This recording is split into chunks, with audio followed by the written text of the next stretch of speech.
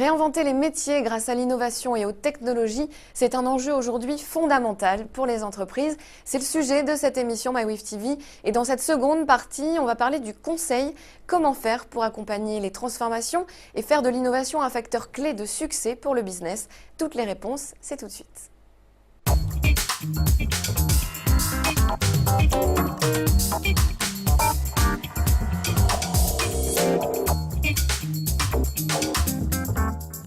Bienvenue pour la deuxième partie de l'émission MyWave TV consacrée à l'innovation et aux technologies. Et aujourd'hui, on va parler conseil avec Olivier Ress. Bonjour Olivier. Bonjour. Donc, vous êtes associé chez Weave et fondateur donc, de la cellule Business Technology dont on va parler tout de suite. Est-ce que vous pouvez nous expliquer quel est votre rôle donc, dans cette structure et quelles sont les particularités de votre métier? Bien, je suis très heureux d'être parmi vous aujourd'hui. Donc, mon rôle dans la structure, c'est de l'avoir fondée et de l'animer avec l'ensemble de mes associés et les 65 consultants qui nous accompagnent tous les jours. Donc, la particularité de Business Technology, c'est d'aider les entreprises à tirer le meilleur parti de la technologie pour la croissance de leur entreprise. Donc, on essaie d'être à la croisée des chemins, donc c'est-à-dire essayer de penser la technologie et le métier en même temps pour aider les entreprises à développer les produits et les services que les clients vont attendre de ces entreprises. Donc, dans un univers économique qui a tendance à creuser des sillons, des silos et à cantonner chacun dans une place un petit peu séparée, on essaie d'aller au-delà de cette logique de silo pour réconcilier l'ensemble des visions de l'entreprise pour créer de nouvelles valeurs.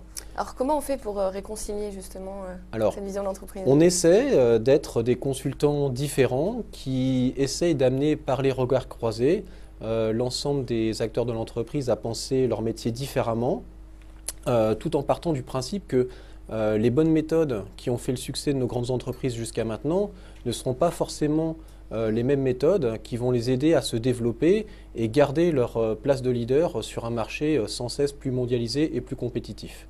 Alors, sur comment on procède, on essaie de travailler sur trois grands axes différents. Donc, on est un métier de conseil c'est un métier d'homme, donc un métier d'homme et de femme, bien entendu. Donc tout commence par essayer de recruter différemment. Donc pour cela, donc chez Business Technology, depuis les 10 ans de notre démarrage, on essaie de recruter donc, des gens qui proviennent de cursus scolaires différents, des écoles de commerce, des écoles d'ingénieurs, des gens qui ont des doubles diplômes. On essaie également de recruter des gens à tous les stades de carrière professionnelle, avec des gens qui viennent du monde du conseil, des gens qui viennent plus du monde du service, également des personnes qui viennent du monde de l'entreprise.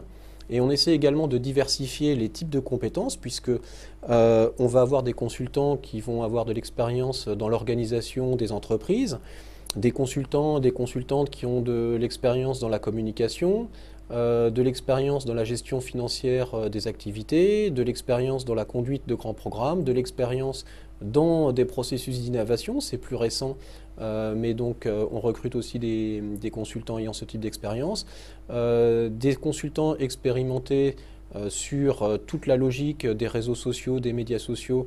Voilà, donc c'est important cette diversité pour avoir une vision vraiment différente. Exactement.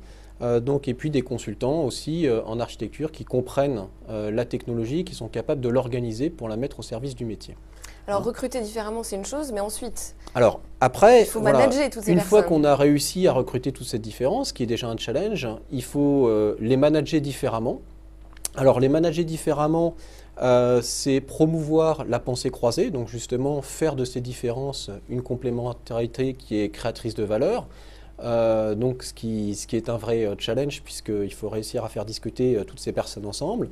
C'est également de promouvoir la communauté comme une alternative au mode de fonctionnement pyramidal qui est celui qui fonctionne dans nos grandes entreprises.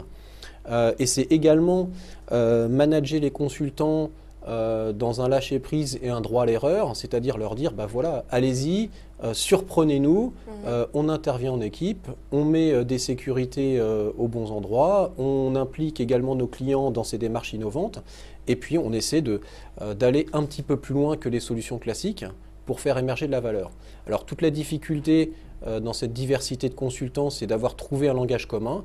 Et le langage commun qu'on a trouvé, c'est justement notre métier de conseil, à savoir travailler en équipe, travailler suivant des méthodologies, la capacité à s'adapter rapidement à des environnements, à des acteurs différents, et toujours en gardant un même fil conducteur qui est trouver des nouveaux leviers de croissance pour les entreprises.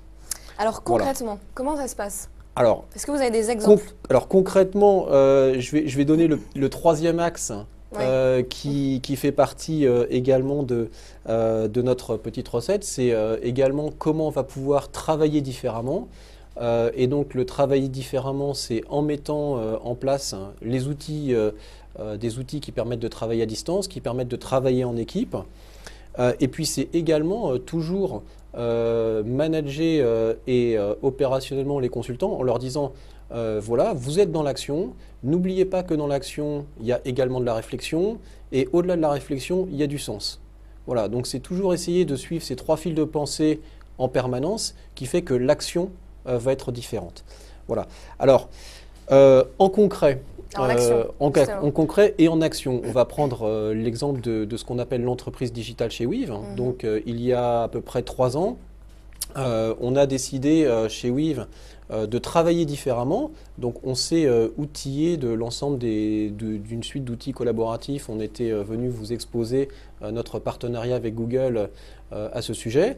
Et on a commencé en travaillant différemment à dire ces nouveaux outils ne doivent pas uniquement servir à faire mieux notre métier, ils doivent également nous permettre de le pratiquer différemment. Et en repensant en fait quels pouvaient être les usages autour de ces outils, on s'est mis progressivement à repenser notre méthode de travail, mais en réfléchissant à notre méthode de travail, on a repensé au sens de notre travail et au sens de la relation entre nos consultants, leur management et les clients pour refonder en fait une nouvelle combinaison et finalement nous appelant au sens de quel est notre métier et où est-ce qu'on va pouvoir apporter le plus de valeur aux clients. Et donc tout ce trajet en 3 ans, en faisant émerger en fait la notion de communauté, on a évolué du travailler différemment au penser différemment. Et voilà, ça c'est un exemple de tout le système de recrutement différent, de manager différent et de travail différent qui nous amène aujourd'hui à penser différemment.